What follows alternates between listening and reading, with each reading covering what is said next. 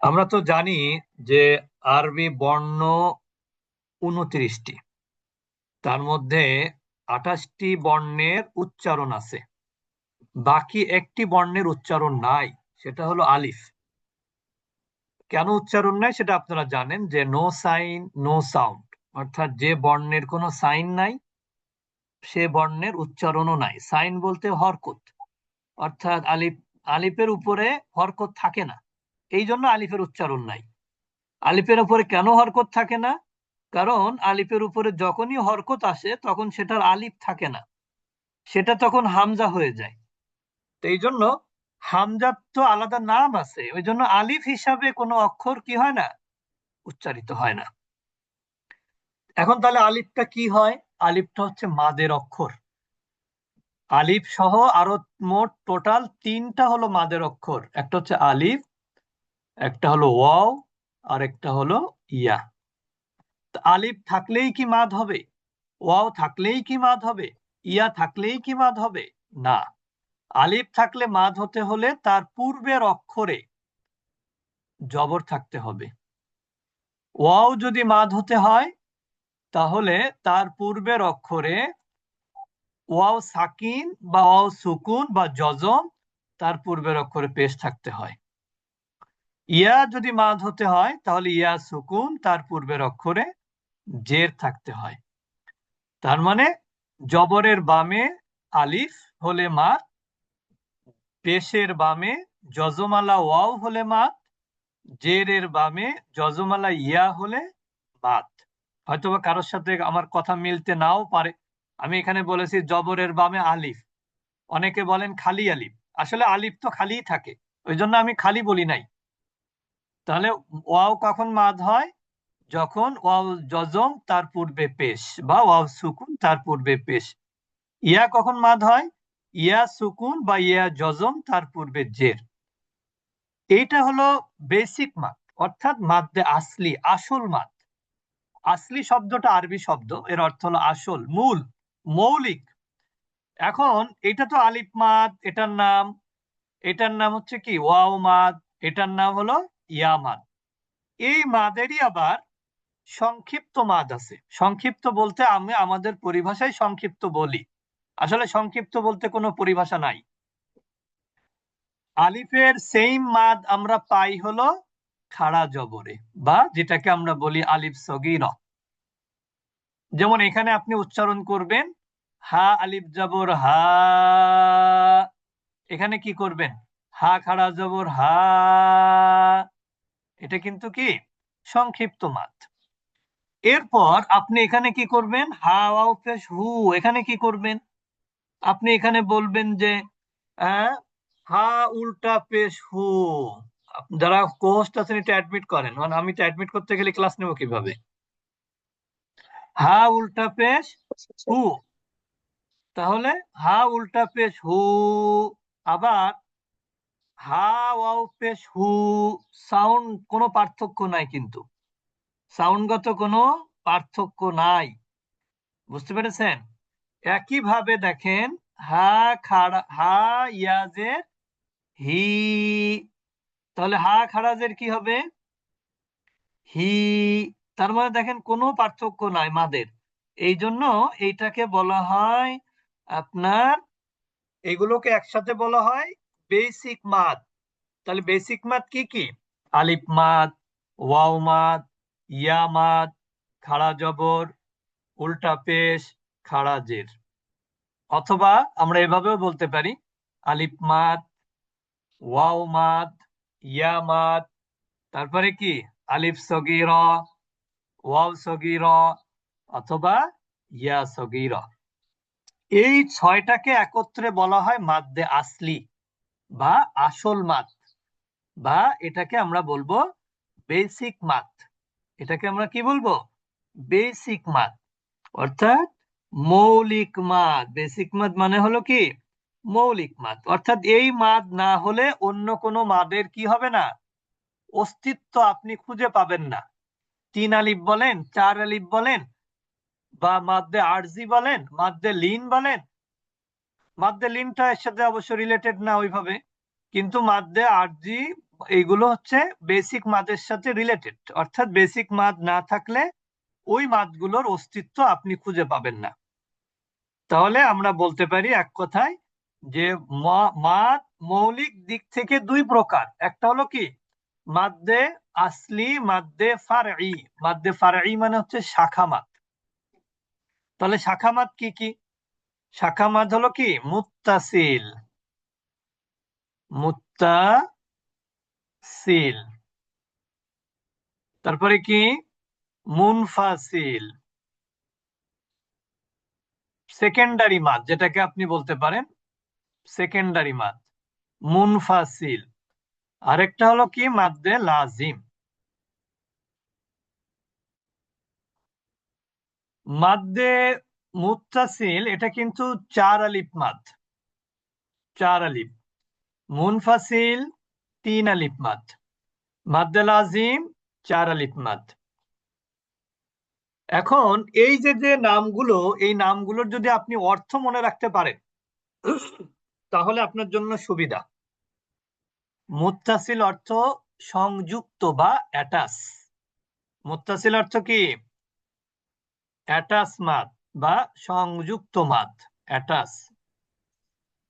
মুনফাসিল হলো বিযুক্ত, ডিটাচ। আর মাদ্দে লাজিম এরকম কোনো নাম নাই, তবে এটা আবশ্যকীয় মাদ বলতে পারেন, ম্যান্ডেটরি বা অবলিগেটরি, যেটাই বলেন না কেন আপনি। এখন অ্যাটাচ মানে কি? অ্যাটাচ মানে সংযুক্ত। ডিটাচ মানে কি বিযুক্ত, মানে যার সাথে আপনার কি নাই, সম্পর্কটার দূরত্ব তৈরি হয়েছে। যেমন আমরা কিন্তু আত্মীয়তার সম্পর্কের ক্ষেত্রে পরিভাষা ব্যবহার করি যে ওর সাথে আমার অ্যাটাচমেন্ট নাই, ওদের সাথে আমরা ডিটাচ হয়ে আছি। এর মানে কি? এর মানে হচ্ছে অ্যাটাচ মানে কি সম্পর্কটা খুব অটুট, কাছাকাছি সম্পর্ক। আর বিযুক্ত বা ডিটাচ সেটা হলো কি সম্পর্কটার মধ্যে দূরত্ব তৈরি হয়েছে। এবার আমরা এর ব্যাখ্যা দিব। মুত্তাসিলের ব্যাখ্যা হলো যে এইটা তো আপনারা জানেন এটা কি মাদ?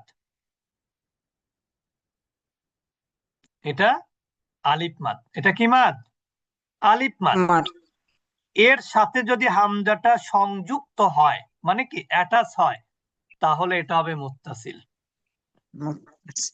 তাহলে আমরা কি বলতে পারি যে মাদ্দে আসলির সাথে সংযুক্ত হামজা।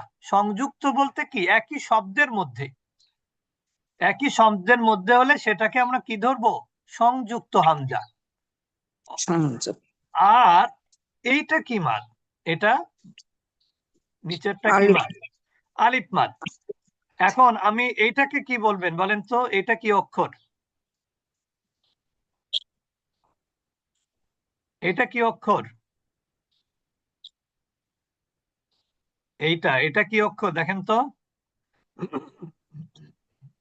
হামজা। হামজা। এটা বলতে এত সময় লাগবে? এটা হামজা, তার কারণ কি এটা আলিফ না। হামজা এই জন্য যে এর উপর একটা কি আছে, পেশ আছে না, দম্মা আছে। হ্যাঁ, এই জন্য এটা হামজা। তাহলে আমরা দেখতে পাচ্ছি এখানে আলিফ মাদ থেকে হামজা কি দূরে না কাছে? আছে দূরে। এই জন্য এটা হলো ডিটাচ। ডিটাচ মানে কি ওই যে বিযুক্ত। তাহলে বিযুক্তর নাম হলো এটা মাদ্দে মুনফাসিল। এটা কি মাদ্দে মুনফাসিল। তাহলে দেখেন হামজার সাথে মাদ্দে আসলির সম্পর্কের উপর ভিত্তি করে মাদের পরিমাণ কম বেশি হয়। যদি মাদ্দে আসলির সাথে হামজাটা একই শব্দের মধ্যে থাকে তাহলে মুত্তাসিল, আর হামজাটা যদি মাদ্দে আসলির পরে দূরে থাকে তাহলে কি একই শব্দে না থাকে তাহলে কি হবে? মুনফাসিল। মুনফাসিল। মুনফাসিল। আর এইটা হলো চার আলিফ, এটা হলো তিন আলিফ। বুঝেছেন? তার মানে এভাবে বলতে পারি মাদ্দে আসলি দিয়ে একটা শব্দ শেষ হবে আর দ্বিতীয় শব্দ শুরু হবে কি দিয়ে? হামজা দিয়ে। তাহলে এটা হবে মাদ্দে মুনফাসিল। তাহলে মুত্তাসিল হচ্ছে অ্যাটাচ হামজা, অর্থাৎ একই শব্দের মধ্যে মাদ্দে আসলির পরে হামজা। আর মুনফাসিল হলে একই শব্দের মধ্যে না হয়ে হামজাটা পরবর্তী শব্দের শুরুতে আসবে, তাহলে সেটা কি হবে? মাদ্দে মুনফাসিল হবে। এরপর আমরা চলে যাব মাদ্দে লাজিম। এটা কি মাদ? এটা আলিফ মাদ। আলিফ মাদ। এরপরে যদি পরবর্তী অক্ষরে যদি কি থাকে, তাসদিদ অথবা সুকুন, তাহলে সেটা হবে মাদ্দে লাজিম। যেমন দেখেন এখানে আলিফ মাদের পরের অক্ষরে কি আছে, তাসদিদ আছে না? এই জন্য এটা কিন্তু মাদ্দে লাজিম, মানে 4 আলিফ মাদ, এটাও মাদ্দে লাজিম। আবার এখানে দেখেন, এখানে কি আলিফ খাড়া জবর আছে না, হামজা খাড়া জবর আ, এর পরে যদি সুকুন থাকে তাহলে এটাও কি মাদ্দে লাজিম। তার কারণ হচ্ছে কি, মাদ্দে লাজিমের পরিচয় হলো মাদ্দে আসলির পর, আসলি কি কি, আলিফ মাদ, ওয়াও মাদ, ইয়া মাদ, খাড়া জবর, খাড়া জের, উল্টা পেশ, এর পরের অক্ষরেই যদি কি থাকে, যদি তাসদিদ অথবা সাকিন থাকে, তাহলে সেটা হবে মাদ্দে লাজিম। মনে থাকবে? এইগুলো হচ্ছে শব্দের মধ্যে মাদ্দে লাজিম। এখন আমরা চলে যাব অক্ষরের মধ্যে মাদ্দে লাজিম।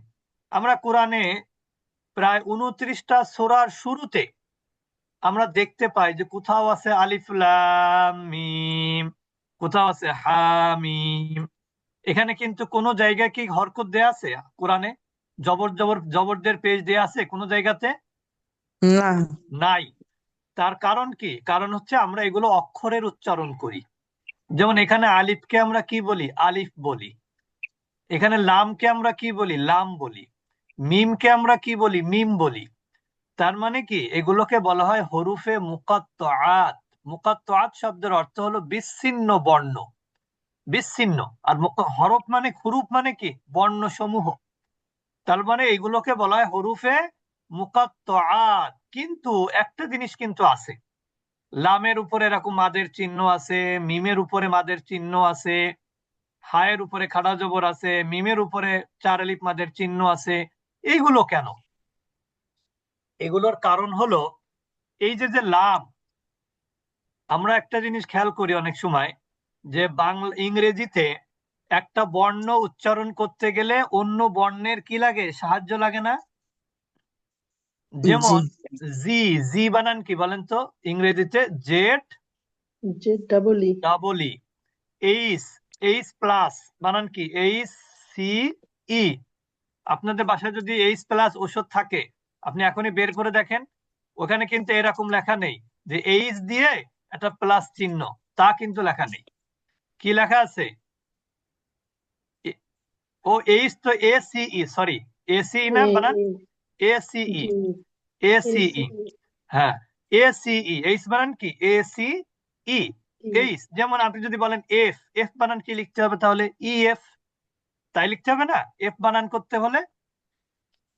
আপনি যারা বাংলা কম্পিউটারে যারা বাংলা লেখেন, অপর লেখেন, তারা কিভাবে লেখেন, বাংলা বানান করে করে লেখেন না? হুম। ওই রকম আরবি বর্ণ উচ্চারণ করতে গেলেও এরকম কি লাগে, একাধিক বর্ণের সাহায্য লাগে। যেমন লাম বানান করতে গেলে কয়টা অক্ষর লাগে? 3টা। লাম আলিফ মিমে সুকুন। তাহলে দেখেন এখানে লাটা কি মাদ, আলিফ মাদ। আর মিমে কি সুকুন, তাহলে আলিফ মাদের পরে সুকুন থাকলে কি মাদ হয়? মাদ্দে লাজিম হয়, মাদ্দে লাজিম হয়, ঠিক না? এরপরে মিম, মিম বানান করতে গেলে কি কি বর্ণ লাগে? মিম, ইয়া সুকুন, আবার মিমে সুকুন।